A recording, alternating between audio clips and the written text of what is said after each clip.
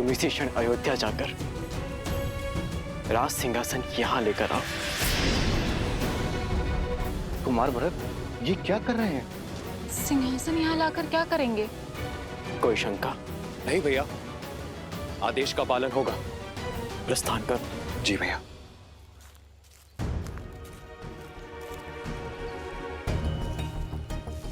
भरत, हम यहाँ क्यों खड़े हैं? अयोध्या क्यों नहीं जा रहे? अपनी माता के पापों का प्रायश्चित करने का प्रयास कर रहा हूं मैं।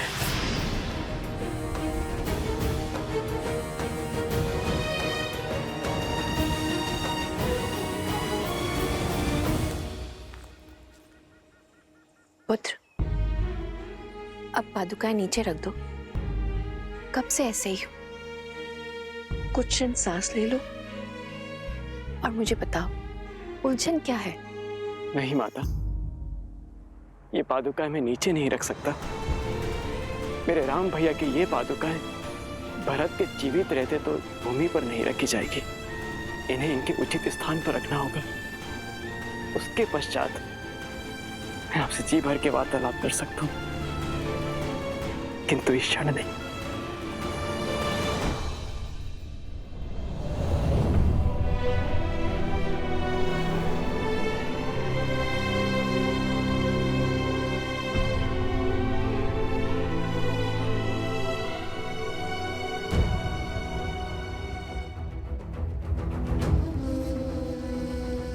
भोर से रात्रि हो गई, पर कुमार भरत ज्यों के त्यों खड़े हैं। हाँ, सही कह रहे हो। ना तो श्री राम जी की पादुका नीचे रख रहे हैं और ना ही अयोध्या में प्रवेश कर रहे हैं। ना जाने क्या करने वाले हैं कुमार भरत।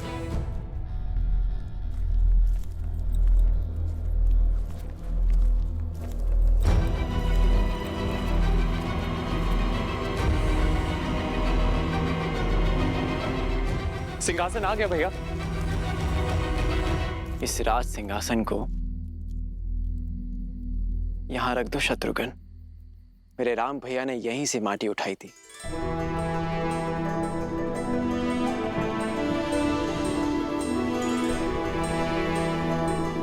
एक राजा का कर्तव्य अपने अंतिम श्वास तक अपनी प्रजा की सेवा करना होता है और अपनी अंतिम सांस छोड़ने से पहले अपनी प्रजा और सिंहासन के लिए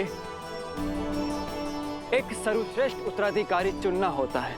मेरे पिता श्री महाराज दशरथ ने इस सिंहासन के लिए सर्वश्रेष्ठ उत्तराधिकारी मेरे भैया राम को चुना है और वही सदैव अयोध्या के राजा रहेंगे। जब तक रघुनंदन श्री राम अयोध्या लौटकर नहीं आते, तब तक उनकी ये पवित्र पादुकाएं इस राज सिंहासन की शोभा बढ़ाती रहेंगी।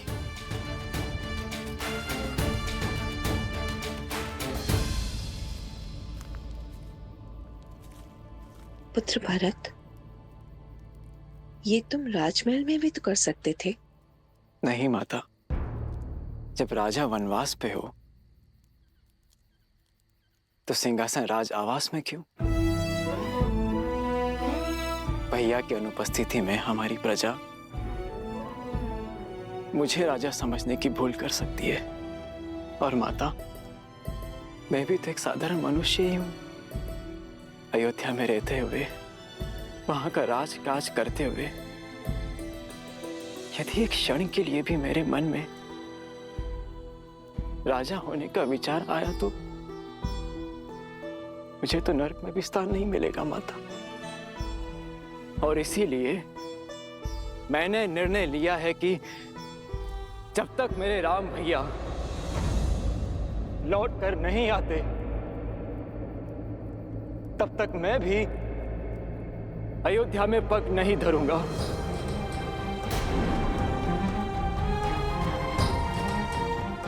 यही नंदीग्राम में रह के उनकी आज्ञा का पालन करूंगा, अपने भैया का दिया हुआ दायित्व निभाऊंगा, आप सबकी सेवा करूंगा और आप सब भी अपना कर्तव्य मत भूलिएगा, मत भूलिएगा कि अयोध्या पर केवल हमारे श्री राम का अधिकार है और मैं अयोध्या अपने महाराज के साथ ही लौटूंगा 14 वर्षों के बाद।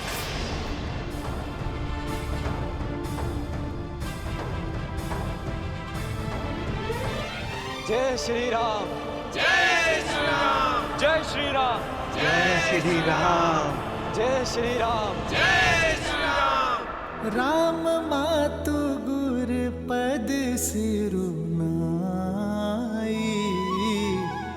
प्रभु पद पीठ रजाय सुपाई।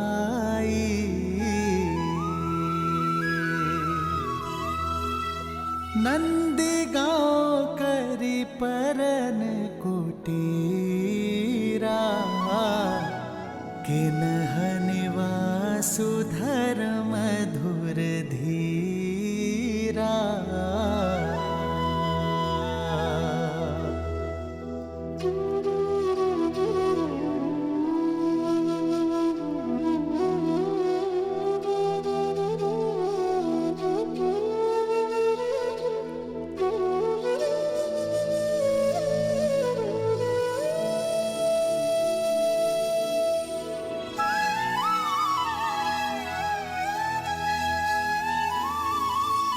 मैं यहाँ अयोध्या के बाहर नंदी ग्राम में रह के राजकाज संभालूंगा और शत्रुघ्न तुम अयोध्या के अंदर रहकर हमारी प्रजा की सुरक्षा का दायित्व निभाना, क्योंकि मेरा भाई मुझसे भी अधिक शूरवीर है। जो आज्ञा भैया। तुम्हें जन्म देकर मेरे पापों के प्रायश्चित हो गए भरत। ये कहकर अपने आप को लज्जित होने से नहीं बचा पाए, किंतु अपने कर्मों से तुमने मेरे कोख की लाज रख ली भरत। मुझे गर्व है भरत कि तुम मेरे पुत्र हो। मुझे गर्व है कि मैं तुम्हारी माता हूं भरत। गर्व तो आपको होना ही चाहिए महारानी, क्योंकि श्री राम आपको अपनी माता मानते हैं। क्षमा कर दिया उन्होंने आपको, परंतु कभी विचार कीजिएगा महारानी कि जो अपने स्वार्थ के लिए अपनों के साथ छल करता है उसे नर्क भी यहीं भोगना पड़ता है। आपने अपने पुत्र के सिंहासन के लिए मेरे श्री राम को वन भेजा, परंतु अब आपके पास क्या है? ना वो पुत्र जिसे आपने जन्म दिया और ना वो पुत्र जिसे आपने वनवास भेज दिया, और ना वो पति जिसके प्रेम के साथ आपने छल किया। मेरे राम भैया के पास माता सीता है, लक्ष्मण है। मेरे पास मेरे राम भैया का प्रेम और उनका आशीर्वाद है, किंतु आपके पास कुछ नहीं, खाली हाथ। वास्तविक वनवास तो आप भोगेंगी महारानी, 14 वर्षों तक महल की बंद दीवारों के बीच।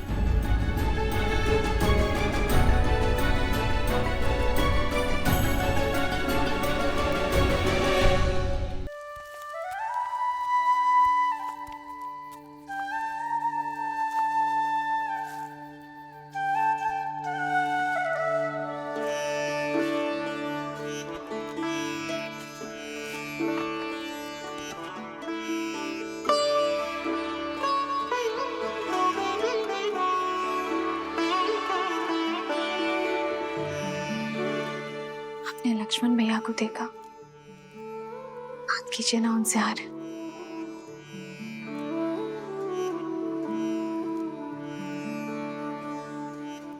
पहले परिवार से वियोग का दुख था, अब उनसे मिलने से कदाचित परिवार की स्मृतियां सता रही हूँ। एक विचित्र ग्लानि भाव देखा मैंने भैया की आंखों में। कभी कभी भावनाएं मन के अंकुश से मुक्त होकर बहने लगती हैं सीता।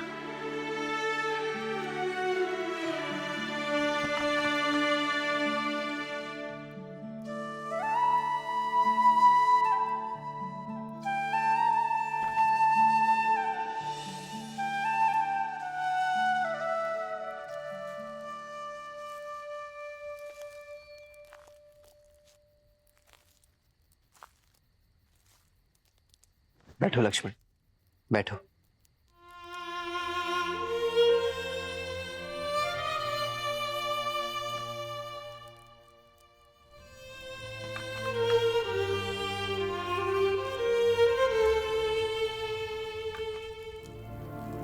अग्नि में जितनी लकड़ियां डालते जाओगे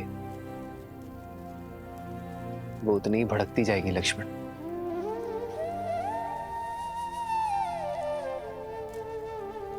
मन की अग्नि का भी यही नियम है। विचार के ईंधन डालते जाओगे तो वो धीमी कैसे पड़ेगी? मैंने पाप किया है भैया, स्वयं को बहुत छोटा अनुभव कर रहा हूं मैं।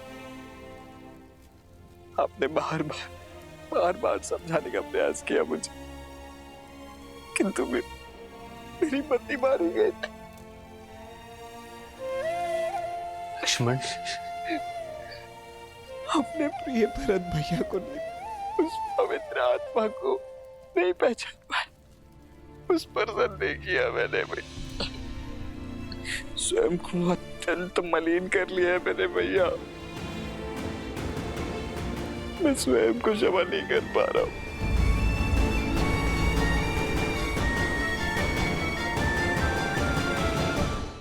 मुझे समझ नहीं आ रहा भैया कि मैं कैसे इस ग्लानि से निकलूं।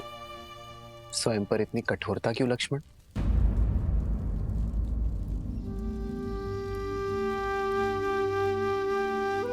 मेरे भाई ने कोई पाप नहीं किया है। तुमने भरत को हानि नहीं पहुंचाई है लक्ष्मण, बस मेरी रक्षा की है। और जिसके मन में रक्षा का भाव होता है वो मलिन हो ही नहीं सकता। ऐसी स्थिति, ऐसी परिस्थितियां ही तो हमें मनुष्य होने का आभास देती हैं लक्ष्मण। हमें बताती है कि हम सदैव उचित नहीं हो सकते। सीख देती है कि सोच समझकर, परिणाम विचार करके, शांत मन से निर्णय लेना यही जीवन है। भैया, भैया आप बस मुझे क्षमा कर दीजिए, बस एक बार मुझे क्षमा कर दीजिए। मैं आपको आश्वासन देता हूँ कि इसके पश्चात मैं श्रेष्ठ होने का पूर्ण प्रयास करूंगा भैया। आपकी भांति बनने का पूरा प्रयास करूंगा भैया। आप बस इसी प्रकार मेरा मार्गदर्शन करते रहिए। आदेश दीजिए मुझे भैया, मैं आपके किसी आदेश का उल्लंघन नहीं करूंगा, कभी नहीं करूंगा भैया। लक्ष्मण, शांत हो जाओ। क्षमा मांगने की कोई आवश्यकता नहीं है तुम्हें लक्ष्मण। चित्रकूट रुकने का हमारा प्रयोजन सिद्ध हुआ लक्ष्मण। अब नहीं तुम्हारे मन में कोई मलिनता है और न भरत के मन में कोई ग्लानि। अब हम निश्चिंत होकर अपना कर्तव्य पालन कर सकते हैं। हमें दंडकारण्य चलना चाहिए लक्ष्मण। तुम्हें स्मरण है ना, महर्षियों ने हमसे सहायता मांगी है। जी भैया। बस हम शीघ्र ही दंडकारण्य की ओर प्रस्थान करेंगे।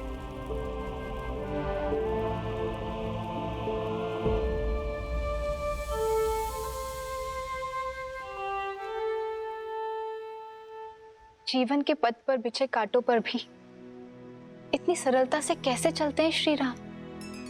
देवी, जो संकट के समय में भी संयम रखे वही तो है राम। जिनके निर्णय स्वार्थ से मुक्त हो वही तो है राम।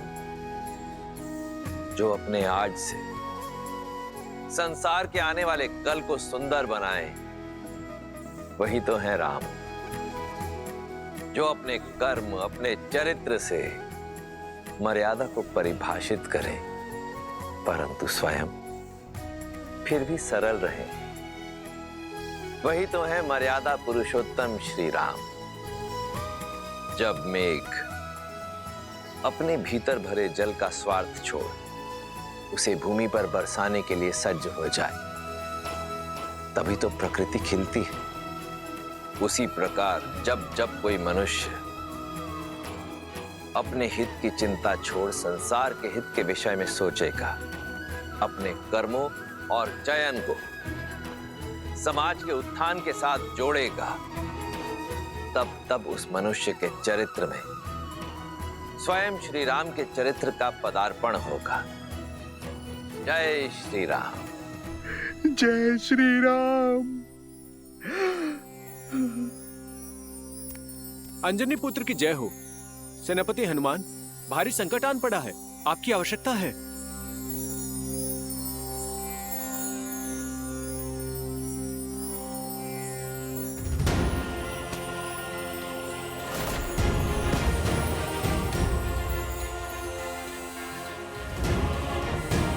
जय महावीर हनुमान।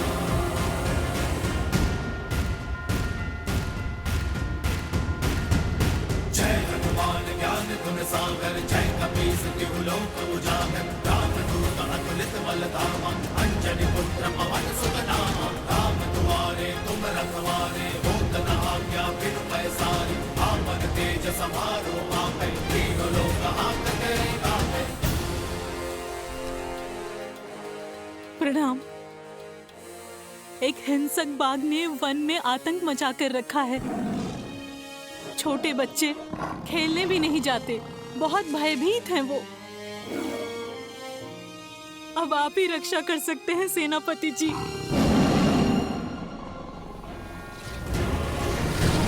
जय महावीर हनुमान, जय जय पवन पुत्र हनुमान।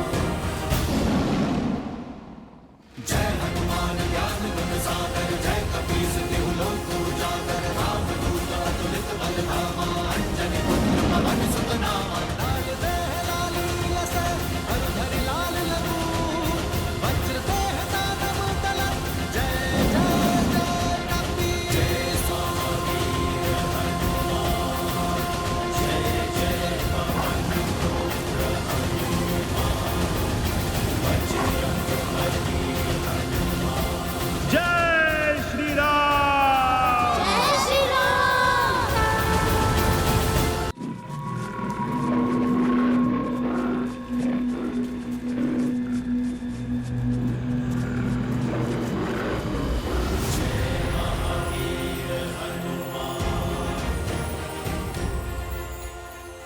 बालकों, किससे डर के भाग रहे थे? अच्छा हुआ हनुमान काका आप आ गए, हम तो बहुत डर गए थे। जब तक भय से भागोगे, भय तुम्हें भगाता रहेगा। पर हनुमान काका वो बाघ बहुत भयंकर है, वो वानर भक्षी हो गया है। हमारे खेलने के स्थान पे आ जाता है और हमें खाने का प्रयास करता है। कुमार अंगद, किष्किंधा के भविष्य हो तुम। मित्रों की रक्षा करने के स्थान पर यदि स्वयं डरकर भागोगे, तो फिर क्या संदेश दोगे इस संसार को? पर हम उसका सामना कैसे करते? वो इतना विशाल और हम नन्हे वानर। पुत्र अंगद, मधुमक्खी भी तो नन्ही होती है, पर कोई भी उससे बैर नहीं लेता, क्योंकि वास्तविक सत्य शारीरिक नहीं, मस्तिष्क में होती है। और फिर तुम्हारे पास एक और शक्ति भी है, संगठन की। तुम छोटे अवश्य हो, पर संख्या में बहुत हो, और बाघ तो अकेला है। यदि तुम मिलकर सामना करोगे, तो बाघ तो क्या, बड़े बड़े राक्षस भी चित हो जाएंगे तुम्हारे सामने। पर कैसे? जब बल कम हो, तो बुद्धि और एकता काम आती है। चलो, योजना बनाते हैं। श्री हनुमान जी की जय, श्री हनुमान जी की जय, श्री हनुमान जी की जय। एक एक वानर एक एक वृक्ष पे होगा, अच्छे से दृष्टि रखेगा कि बाघ किस मार्ग से जा रहा है। जिस वानर के पास से वो निकले, वो वानर अपनी चित्कार से संकेत करेगा। सचेत करने के लिए केवल सचेत नहीं करना है, बाघ के पीछे चलकर बिना किसी ध्वनि के उसका पीछा करना है। पर चित्कार रुकनी नहीं चाहिए। पहले एक देगा, फिर दूसरा, और फिर तीसरा, और फिर सब अपनी चित्कार एक दूसरे की चित्कार में मिलाएंगे। फिर जब बाघ एक रिक्त स्थान पर आ जाए, सब एक साथ चित्कार दें और फिर कूदकर उसके सामने आ जाएं। वो दहाड़ेगा।